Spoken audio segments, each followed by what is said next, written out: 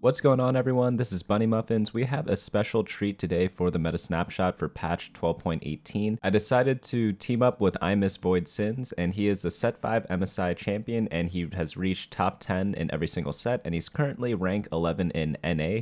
But let's just get right into the best comps for this patch. In the S tier, we have Xayah still, Dragons, Lagoon, Mage Nomsy, that's a new comp, and then the Graves Seraphine Pantheon comp, which is really popular in China.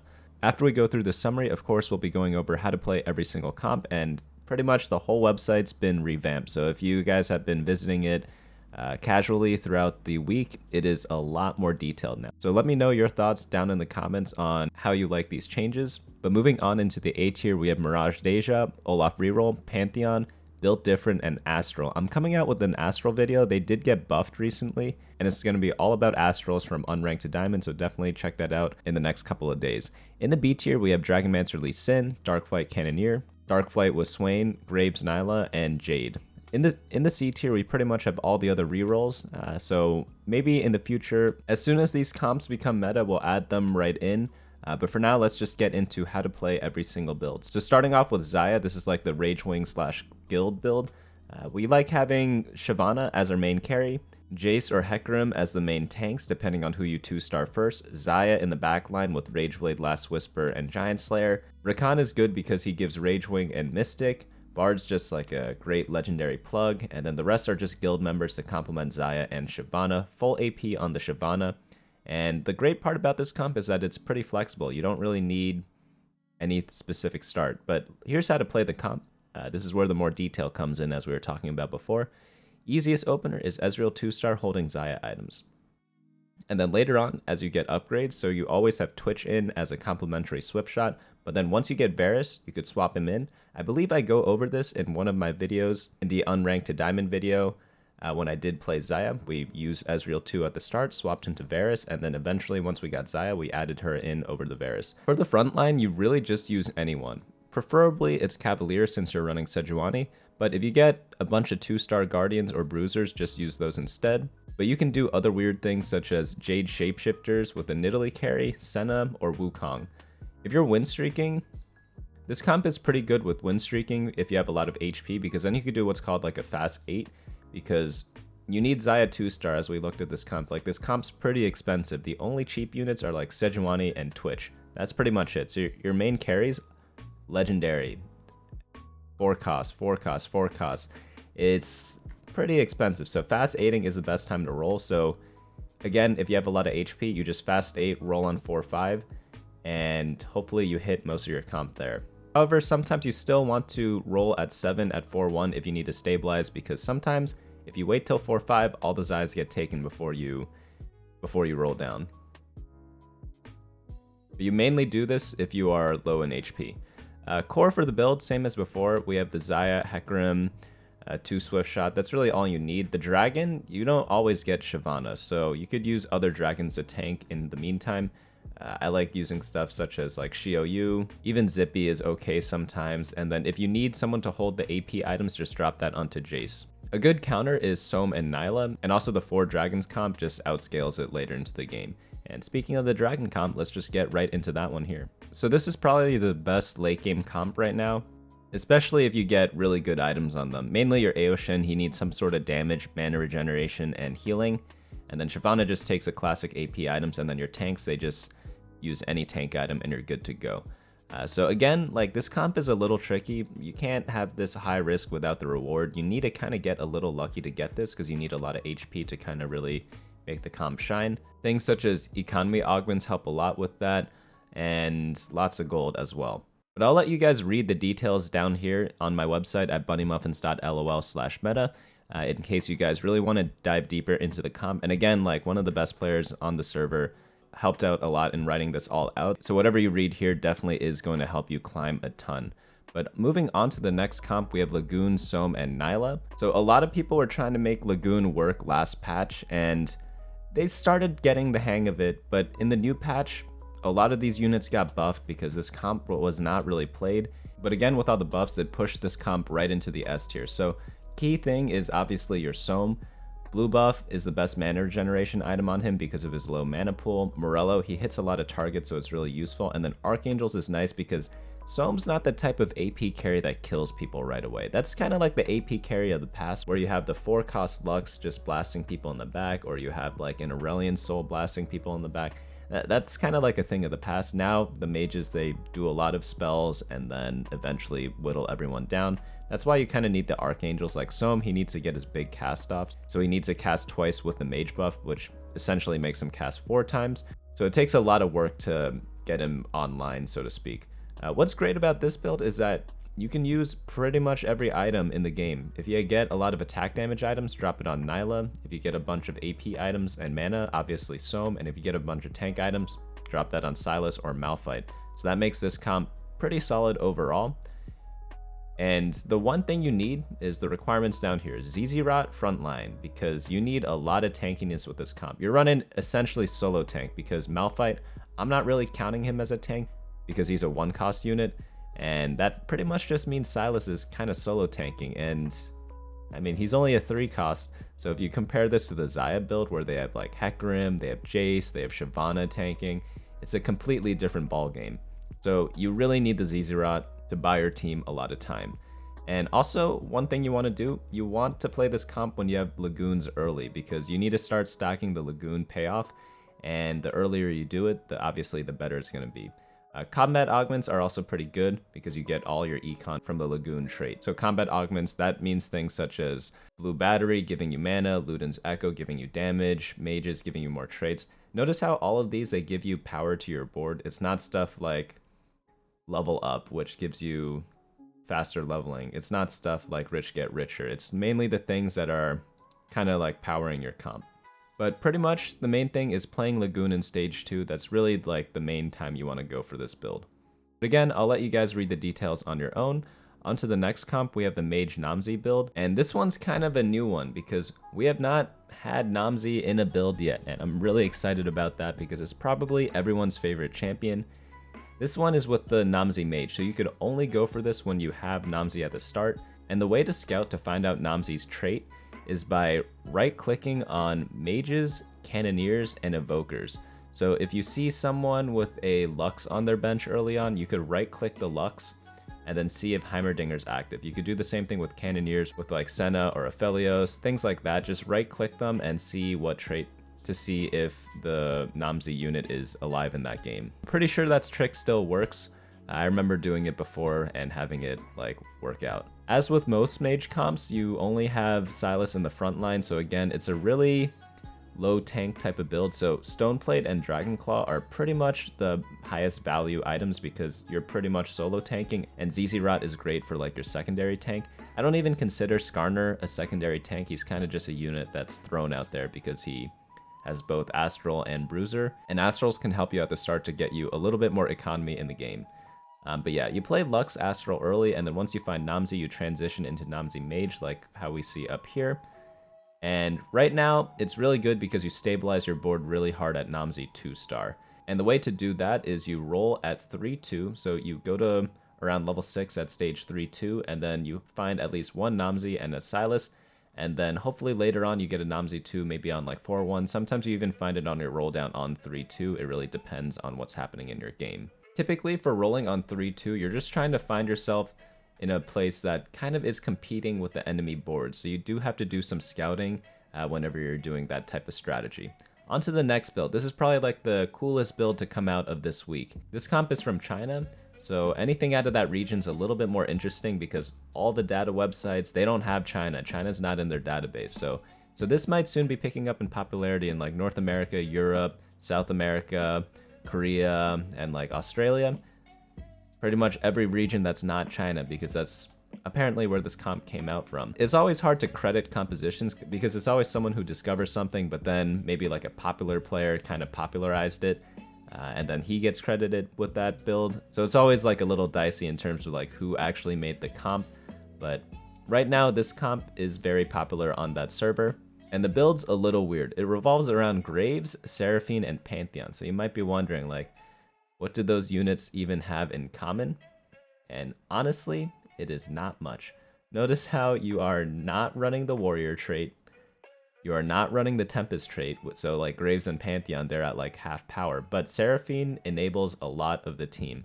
So you add in Zyra to get Evokers and Whispers. Zeri's just a decent Cannoneer, and she's also a Lagoon. And then Zac is kind of like your sacrificial tank with a ZZ-Rot portal. And then Pantheon is your main tank. And Seraphine is just going to be shielding your team repeatedly with this build.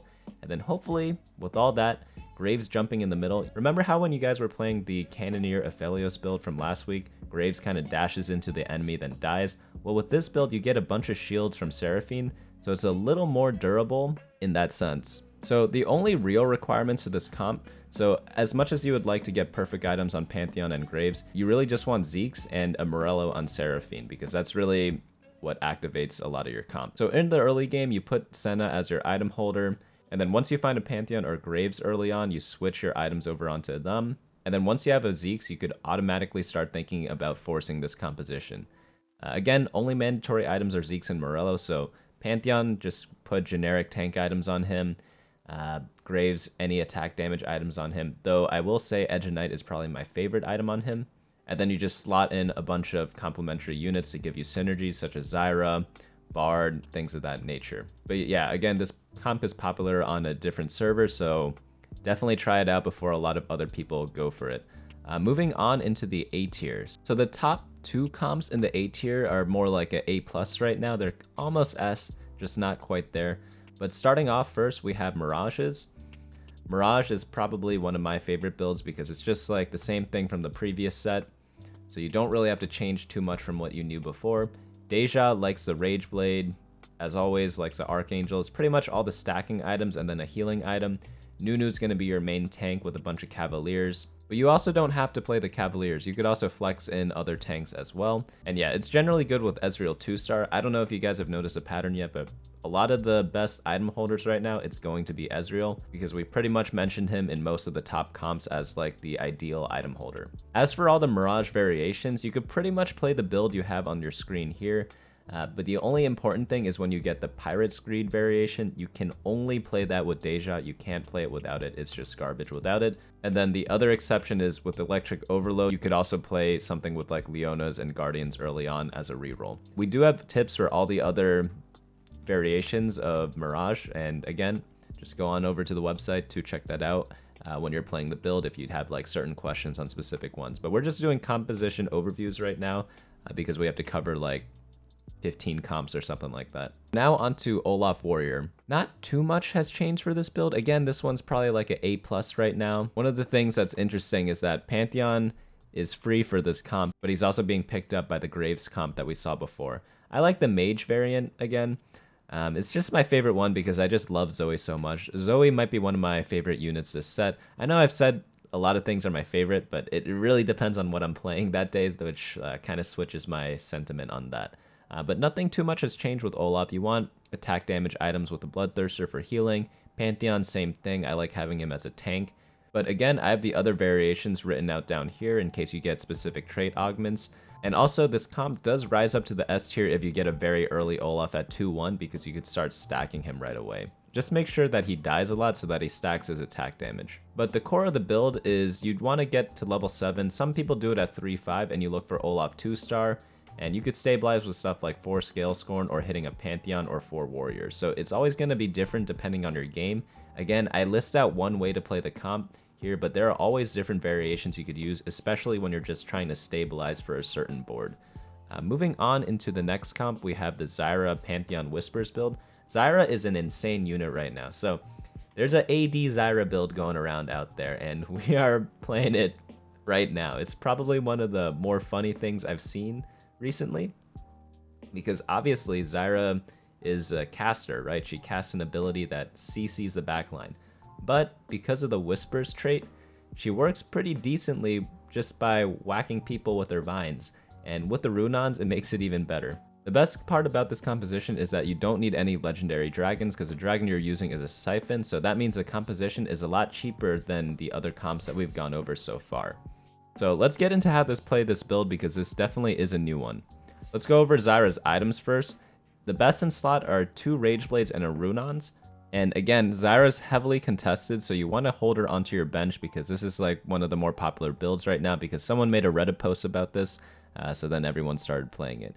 But the way to play it is you roll down at 4-1 for 1 Pantheon, 1 Siphon, and Zyra 2-star. and maybe you get one other upgrade like a Seraphine to really round out the comp. And the best part about this is you could flex between Zyra and Xayah because you're using attack damage items or attack speed items, and Xayah really loves those. There are a bunch of other comps you could probably do as well. For example, if you have the Rage Blade, maybe you could go into a Mirage build, or maybe even an Olaf build. He uses similar items too. So there are a lot of different comps you could kind of flex between depending on what your early game looks like. And then let's say you don't get perfect items on Zyra, what you can do instead is itemize Pantheon. So if you get a bunch of healing items, Pantheon can just sustain all the way back up, and with the, I believe it's 6 Whispers, he just ends up getting a ton of stacks and kind of solo carries in a lot of games. But yeah, that's pretty much the core of this comp. It's just Pantheon, Zyra, Siphon, and Seraphine, and then you drop in other random units to complement. Yasuo for Warrior, Bard for Mystic, and just because he's Bard.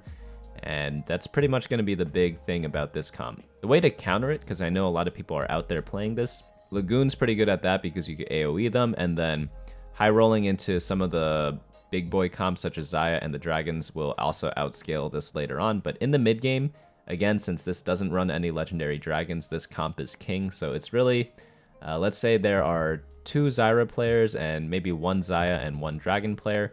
Maybe one of the Xayah and Dragon players high rolls like a Shyvana 2-star or whatever, and then one of them wins a game. But then the 2 Zyra players, you might get like 2nd and 3rd, with the other comp who didn't high roll ends up in 4th place. It might happen something like that. Of course, that's just a hypothetical scenario. But now onto Astral Mages. Again, I'm going to be playing 6 games of only Astrals. That's coming out sometime this weekend, I hope. If you're into that, definitely check that out later on and subscribe below to get notifications for that. Again, since we're running mages, Sylas is going to be the main and only tank. Same items on him as before. You really need the solo tank items such as Stoneplate and Dragonclaw, and then Skarner with the Zz'Rot just like kind of for fun out there. Lux is going to be the main carry, so you just like reroll for Lux, but the only units you should be rerolling are Skarner, Vladimir, and Lux. After that, you want to focus on getting 5 mages because the other Astral units are like kind of useless. Who are they? It's like Varus and Nidalee. They don't really help you out your comp that much, but it's kind of fun to do because you get a bunch of Astral loot orbs. But if you're trying to play seriously, it's not as worth it. If you happen to have the Nomsy Mage variant, you could play the Nomsy comp that we played before, or you could just play this comp and replace Talia and Zyra. But this comp's pretty easy to play, which is nice. Just build tank items on Sylas and build ability power items on Lux. What she likes the most is probably 1 mana regeneration item and 2 ability power items. Shojin's better than blue buff. That's just the way the math works out. There's really no argument on that. That's pretty much the crux of the comp.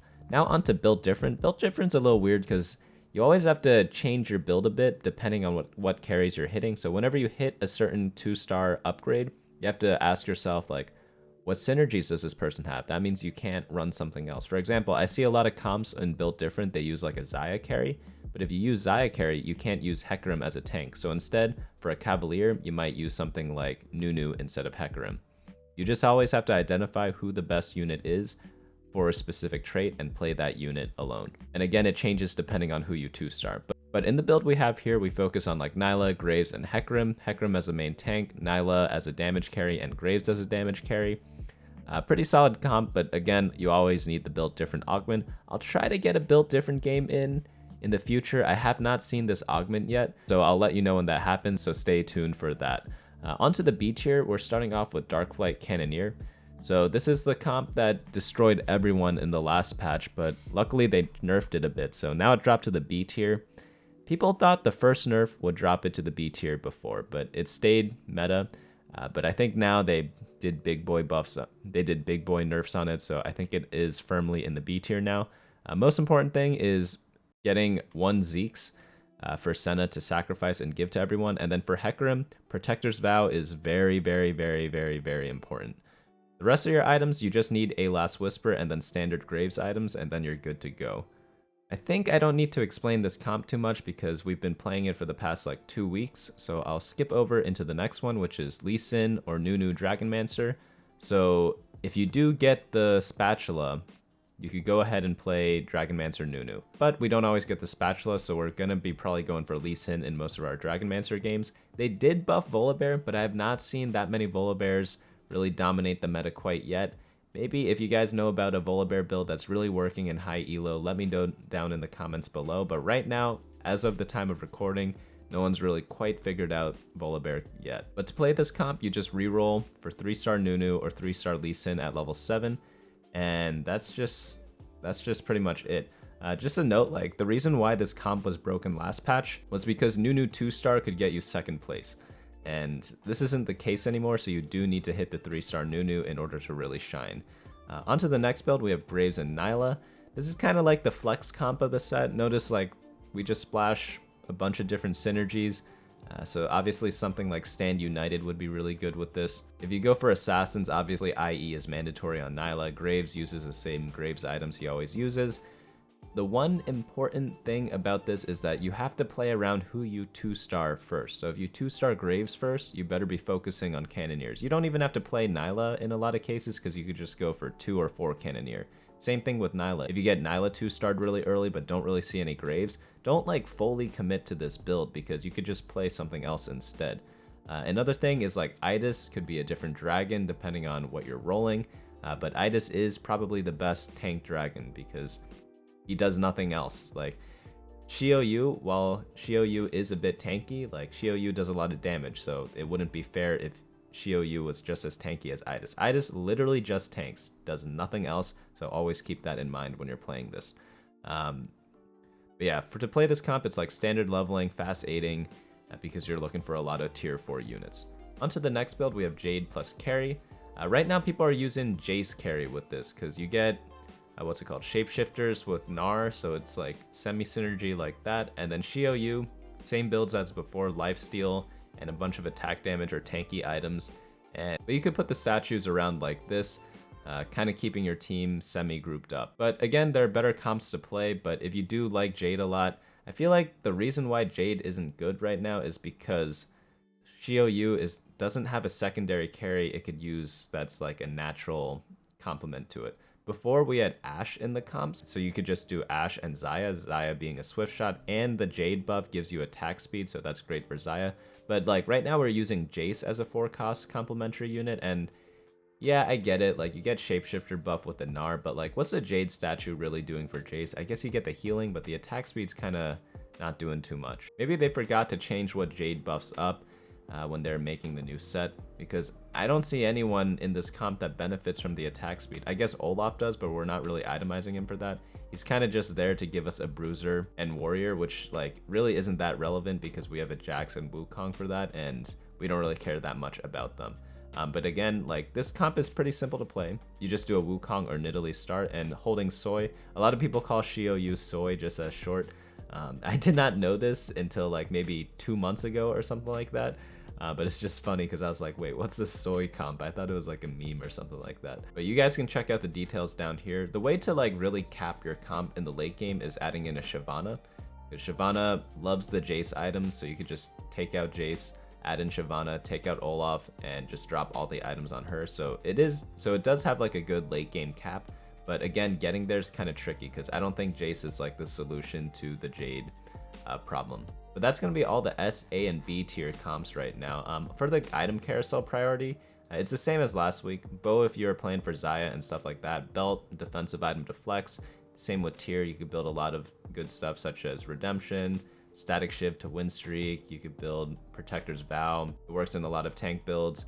And then like Shojin, Archangels if you're going AP, just really solid overall. Sword, just great for complementing all the AD builds, but not as good as Bow. Chain Vest, same thing as Belt. Great for defensive, but not as good. And another good thing about Belt is that it builds Zeeks, so you could do like the Zeeks builds, which is the one with the Chinese comp and the Aphelios build. And then everything else after that, I will say like TFT team has done a great job on balancing the item starts. I don't really think you get like that screwed over if you get like the wrong item at the start of the game, because I really don't think there is a wrong item. But again, definitely try out this comp before it gets too popular. Maybe you want to try the Whispers build as well, because that one like with Zyra carry is pretty funny. But I guess the news for this patch is like mages woke up. Mages were kind of AFK in the first patch. So there are definitely a lot of builds to try, such as the Lagoon or Mage Nomsy build, or even like the Astral Reroll build. All of those are pretty viable right now. But let me know your thoughts in the comments below about this week's meta. Again, thanks to I Miss Void Sins for for making this meta snapshot, and check out his streams on Twitch. I believe he does stream very often, so definitely check him out as well. But that's going to be it for me today. Hopefully you guys enjoyed that, and I'll see you all later. Hey guys, thanks so much for watching. Don't forget to share and subscribe, and of course smash that like button. Each like is an LP I gain before the next video.